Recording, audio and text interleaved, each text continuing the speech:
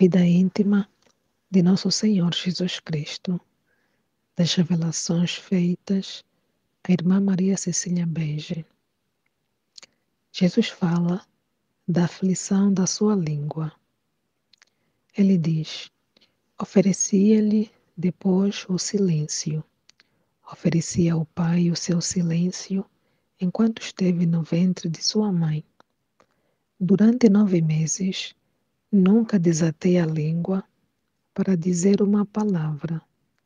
Ainda que praticasse este silêncio na minha infância, no entanto, falava então muitas vezes com a minha dileta mãe. Mas durante os 9 meses, nunca me servi do uso deste sentido, permanecendo em contínuo silêncio. Era uma aflição muito grande para mim.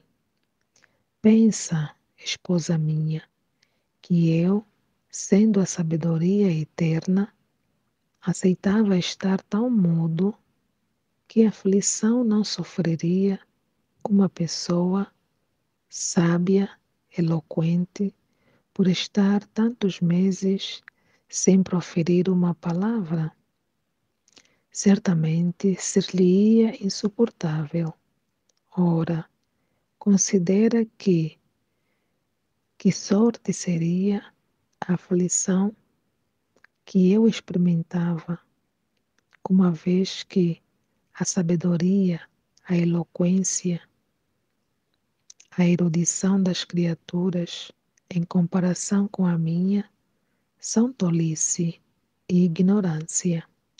Todavia, sofria todo este tormento e oferecia-o ao meu Pai, em satisfação por tantas faltas que os meus irmãos tivessem cometido com a língua. E como sabia que com este sentido o meu Pai deveria ser muito ofendido, mais do que com os outros, mais ardentemente eu o suplicava e tratava de aplacar a ira paterna, justamente indignada contra o gênero humano. Pedia-lhe não só que aceitasse esta oferta que eu lhe fazia em satisfação de tantas culpas, mas que ainda se dignasse conceder muita virtude àqueles cuja fama seria ofendida pelo próximo, sendo desonrados e injuriados, caluniados, escarnecidos e ultrajados, a fim de que o sofressem de bom grado por amor a ele e para imitar-me, pois já sabia que também eu seria, a respeito disto, muito ofendido pelos meus inimigos. Além disto, suplicava que desse virtude a todos os que soubessem mortificar-se por meio deste sentido, e não apenas tivessem querido fugir de qualquer ofensa feita a ele, mas também abster-se de falar de coisas lícitas e indiferentes. Por este meu silêncio, e em virtude dele, impetrei para todos os silenciosos a graça de poder observá-lo exatamente, sobretudo os religiosos e as religiosas, para que, com a ajuda divina, pudessem nisso obter uma vitoriosa, pudessem obter uma vitória gloriosa sobre o inimigo, o qual muito se prevalece deste sentido para fazer cair os mais perfeitos e exercitados na virtude. Oh, como é difícil ao homem mortificar e frear este sentido, quanto se afatiga o demônio para fazer com que o exercite, porque sabe muito bem os danos que a mortificação deste sentido lhe causa e as grandes conquistas que obtém do uso deste sentido. Uma língua solta e não mortificada é a ruína de uma cidade inteira. O inimigo infernal prevalece-se disto para aprisionar as almas mais inocentes e do uso deste sentido alcançar muitas vitórias. Além disso, pedia-lhe que se mostrasse misericordioso com todos os demais, que com todos os que tendo caído em muitos erros e cometido muitas faltas, por falarem demais e desregradamente, quisessem depois emendar-se com a ajuda da sua graça. Pedia-lhe ainda por aqueles miseráveis que, não querendo prestar ouvido às inspirações divinas, permaneciam impenitentes e os seus erros, e vistos que estes, repito, pedia-lhe ainda, Jesus pedia a seu Pai por aqueles miseráveis que, não querendo prestar ouvido às inspirações divinas, permaneciam impenitentes nos seus erros,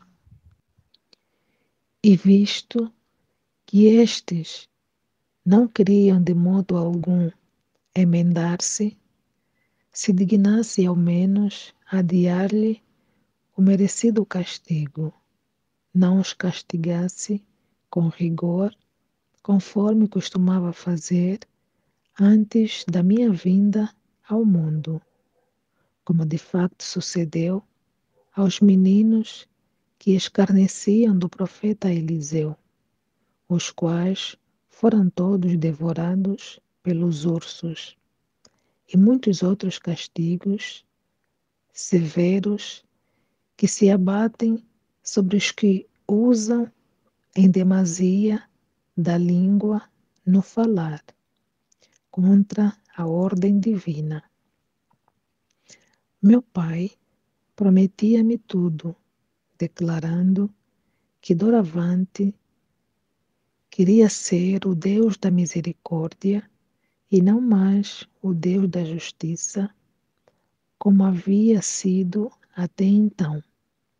Efetivamente, esposa caríssima, estás vendo como vai se mostrando misericordioso e paciente para cada um, mas também liberal e benigno para quem realmente a ele recorre e chama-o em ajuda para vencer o inimigo e,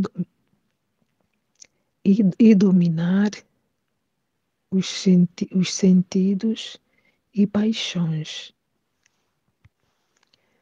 Vê quantas almas silenciosas houve no mundo após a minha encarnação. Quantos conventos foram instituídos nos quais é observado contínuo silêncio. Tudo isto é fruto daquele silêncio que eu, a sabedoria eterna, tive por 9 meses continuados, sem emitir qualquer um suspiro. É fruto também das minhas súplicas ao meu Pai. Vê quão grandes pecadores existem no mundo, os quais, com a sua língua, o infestam com tantas blasfêmias. tantos perjúrios, tantas murmurações, tantas detrações. Observa com que paciência e longanimidade meu Pai os suporta. Suporta essas ofensas como se não lhe fossem dirigidas. Tudo isso procede da promessa dada a mim enquanto vivia no seio materno, em prêmio do meu penoso silêncio. Suplicava-lhe, pois, que se dignasse falar ao coração daqueles que, mortificando-se por seu amor, se retirassem à solidão e vivessem em silêncio, vivessem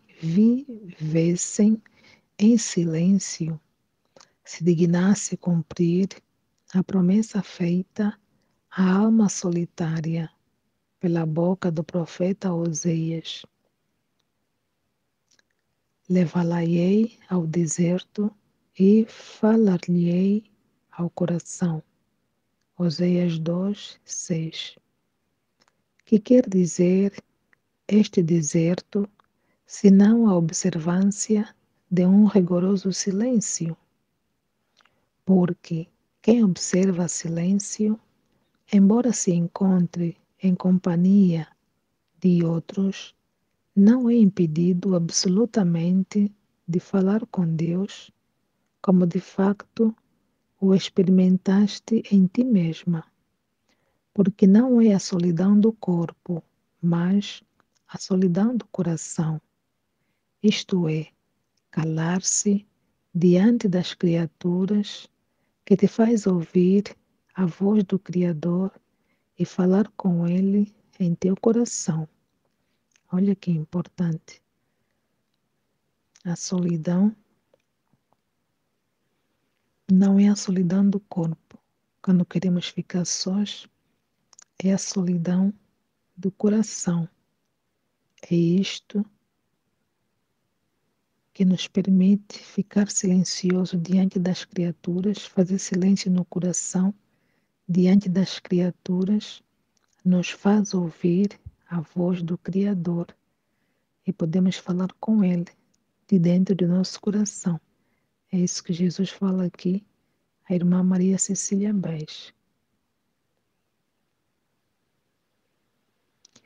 Porque não é a solidão do corpo, repito, mas a solidão do coração, isto é, calar-se diante das criaturas, é o que te faz ouvir a voz do Criador. Calar-se diante das criaturas te faz ouvir a voz do Criador e falar com Ele no teu coração. O meu Pai prometeu-me também isto e efetivamente o vai realizando nas almas que, decididas a viverem totalmente retiradas, vivem na solidão e no silêncio.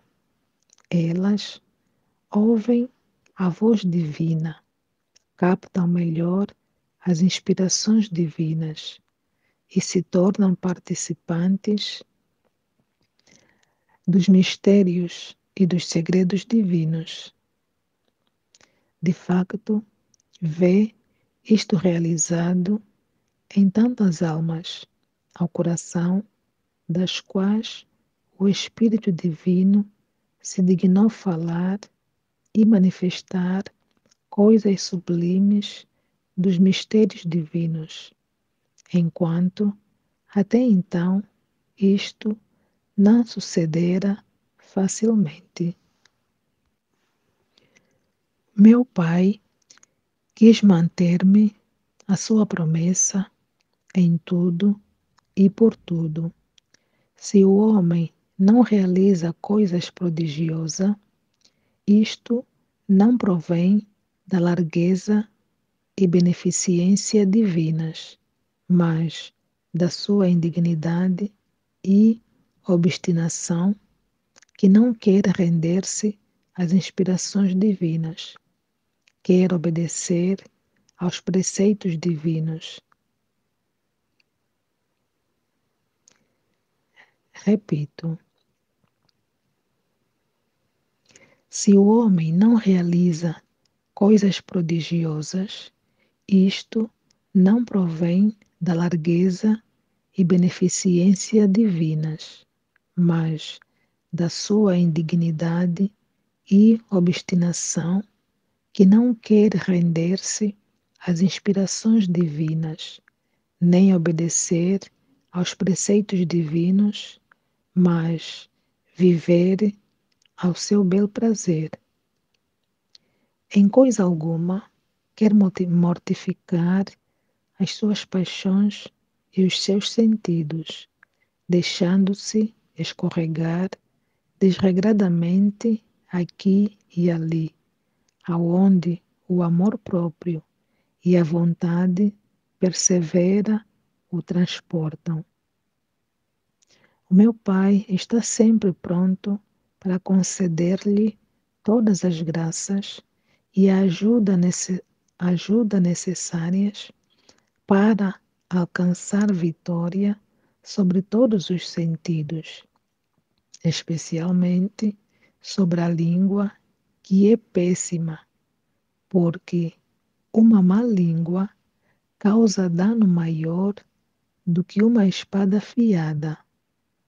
Aquela, a língua, fere e mata a alma, enquanto esta, a espada, fere e mata apenas o corpo, muito inferior e de nenhum proveito, de nenhum valor, em comparação com aquela. Realmente, a nossa alma tem mais valor do que o nosso corpo. O nosso corpo é inferior à nossa alma. Jesus aqui pede atenção a este pormenor de dar mais valor à alma que ao corpo. Bem-aja a todos. Deus abençoe.